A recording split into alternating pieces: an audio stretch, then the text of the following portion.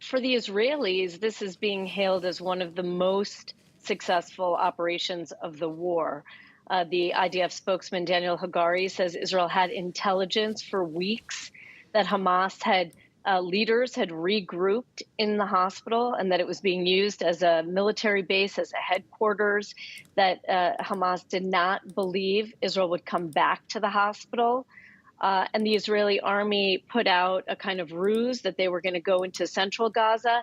And in the end, they launched a surprise raid on the hospital. They were able to arrest what they call our 500 Hamas militants and Islamic Jihad identified as members of those groups, hundreds of others arrested and let go. They also were able, over the 2 weeks, to kill 200 Hamas fighters and their supporters in the hospital. In fierce combat, they say, in the maternity wards and the emergency wards.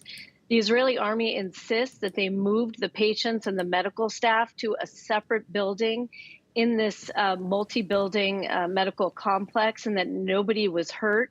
But this morning, after the Israeli troops withdrew, the World Health Organization is saying 21 patients died since Israel began that 2-week raid. And eyewitnesses who've come back to the area are just reporting swaths of destruction, buildings, residential buildings that surround the hospital, demolished, and they're seeing bodies strewn in the courtyard and inside the buildings.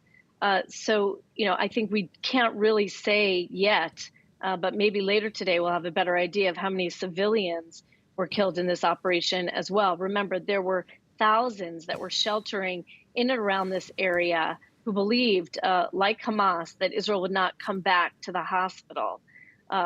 Israel also releasing video that it says shows piles of weapons it found, $3 million in cash.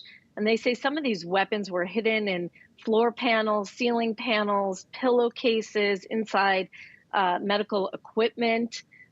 So it seems pretty clear that Hamas was using this as a military base and that Israel feels it completed its mission and now has withdrawn all its troops.